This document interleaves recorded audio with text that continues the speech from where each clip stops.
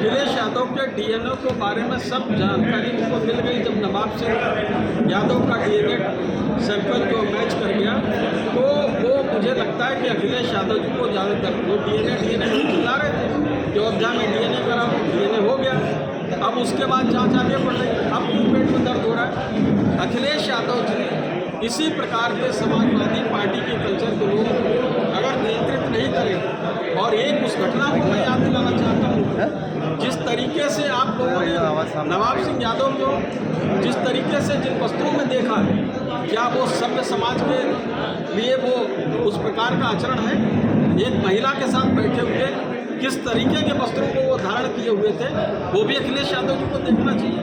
और यही कन्नौज है जहाँ पर उनकी स्वयं पत्नी डिम्पल यादव जी, वहाँ पर हुड़दंगी इनके समाजवादी पार्टी कार्यकर्ता हुड़दंग कर रहे थे, उनको भी कहना पड़ा था कि आप लोग शांत रहिए और इस तरीके से बदतमीजी मत करिए, नहीं तो मैं भैया से शिकायत करूँगी। वो दर्द अपनी पत्नी को भी उनका नहीं समझ में आ रहा है, तो बाकी महिलाओं को, बाकी बेटियों का दर्द क्या समझेंगे?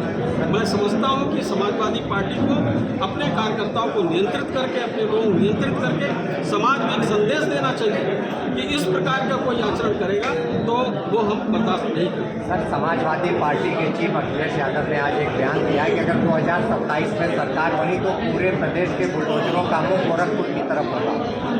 देखिए, ना नौमन तेल होगा, ना राधा नाचेगी।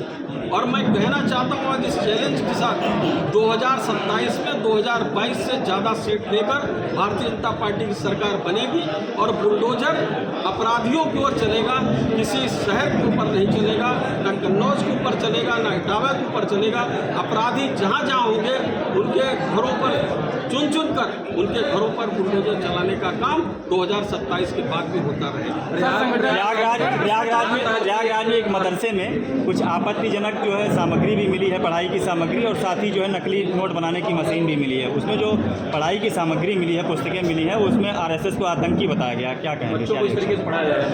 देखिए, यही तो है, लगातार इसी बात के लिए आग्रह किया जा रहा है, इसीलिए बहुत से मदरसों को बंद करने का काम किया। और जो मदरसे हैं वो बाकायदा हमारी जो संस्थाएं हैं, हमारे जो बोर्ड हैं, उनसे मान्यता लेकर अपनी शिक्षा व्यवस्था को संचालित करें, तो किसी को कोई दिक्कत नहीं। अब इसी प्रकार से वो अपने एजेंडे के अनुसार वहाँ पर कोर्स सिलेबस ये तय करते हैं कि संघ क्या कर रहा है। संघ ऐसा संगठन है, मुझे लगता है कि इस तरीके से रेडिकल्स पैदा कर रहे हैं, इस तरीके से आतंकवादियों को पैदा करने का काम यहाँ पर मदरसों में हो रहा है, इसको रोकने का काम होना चाहिए और इसके लेकर जितनी भर्त्सना और निंदा हो सकती है वो करना चाहिए। और इस प्रकार के अगर कोई काम करेगा तो चाहे कोई भी जगह हो तो वहाँ पर उसको ठीक करने का काम यहाँ पर योगी जी की सरकार करेगी। सर, सरकार आजकल विभिन्न उपाध्यक्षों और विभिन्न निगमों में नियुक्ति कर रही है, ऐसे में एक नियुक्ति पर सवाल खड़ा हो रहा है राजेश वर्मा की। लोगों का, वहाँ के लोगों का कहना है कि जो आदमी हार गया उसको जो है उपाध्यक्ष बना के कैबिनेट का दर्जा देके क्या सरकार साबित करना चाहती है सीतापुर के लोगों के लिए? देखिए, हार जीत जो है कई बार समीकरण परिस्थिति बस होती है। माननीय केशव प्रसाद मौर्य जी चुनाव हार गए, लेकिन हमने उनको डिप्टी सीएम बनाने का काम किया। इससे पहले भी बहुत से लोग चुनाव हारे हैं और उसके बाद हमने उनको नेता बना दिया। हारने के लिए इंदिरा गांधी जी भी चुनाव हारे, अटल जी भी चुनाव हारे, तो हार जीत चुनाव में लगी रहती है, उसको उस तरीके से नहीं। और राजेश वर्मा जी हमारे योग्य और अच्छे नेता हैं और उनकी एक पॉलिटिकल अच्छी समझ है, सोच है, और मुझे लगता है कि वो बिल्कुल सही व्यक्ति है उस ओबीसी मोर्चा के अध्यक्ष को आयोग के अध्यक्ष बनाए। सर, 69,000 शिक्षक भर्ती बहुत चर्चा में है, हाईकोर्ट का आदेश का पालन हो, इसके लिए बीजेपी का आवाज़।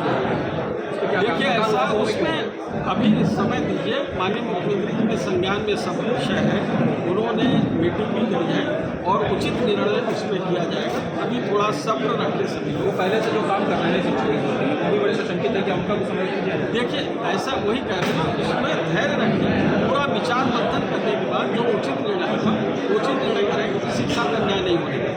मंत्री जी, यहाँ पर नवीन फल सब्जी मंडी है लखनऊ रोड पे, सबसे बड़ी मंडी है। सभापति उसके हैं सिटी मजिस्ट्रेट जो इस समय अतिक्रमण अभियान चला रहे हैं। वहाँ पर घोर अतिक्रमण है और जो छोटे व्यापारी आते हैं उनसे अवैध वसूली हो रही है और सफाई की व्यवस्था नहीं है। चलिए, मैं प्रशासन से बात करूँगा। धन्यवाद। मंत्री जी एक सवाल ले लीजिए, आप सवाल कह लीजिए, सुझाव कह लीजिए, या जो भी आपके पार्टी के लोगों ने कहा। पर आप सदस्यता अभियान आप लोग चला रहे हैं, अभी बीएसए साहब ने आपकी जिला कार्यकारिणी के पदाधिकारी का अपमान किया, अभी डीएम साहब के सामने। ये किस्सा अभी बीएसए ने अभी ये किस्सा ब्रजेश जी ने आपको बताया कि ऐसे वाली जानकारी बताइए। सुन तो लीजिए, बता रहे हैं, सब बता रहे हैं। सिटी मजिस्ट्रेट ने जो है आपके जो जिला मीडिया प्रभारी हैं उनको अपमान किया। उससे पहले विद्याराम वर्मा जी बैठे हैं, तब सांसद वगैरह सारे लोग जो है धरने पर भी बैठे थे। अब जब आपकी जिला कार्यकारिणी की साथ इस तरह का अपमान किया जा रहा हुआ तो उत्साहित है, नए मेंबर्स कितने उत्साहित होंगे आपकी सदस्यता को लेकर, ये जानते हैं। देखिए, ऐसा है कि हम सब लोग एक राष्ट्र निर्माण की भावना के लिए काम करते हैं, राष्ट्र के सम्मान के लिए काम करते हैं। अपने सम्मान के लिए कोई हमारी पार्टी के कार्यकर्ता काम नहीं करता, उसके सम्मान को बचाने का काम पार्टी करेगी। और निश्चित रूप से जो व्यक्ति गड़बड़ करेगा प्रशासनिक अधिकारी, उसको समय पर उसका हिसाब किताब किया जाएगा, उसके हिसाब से कार्रवाई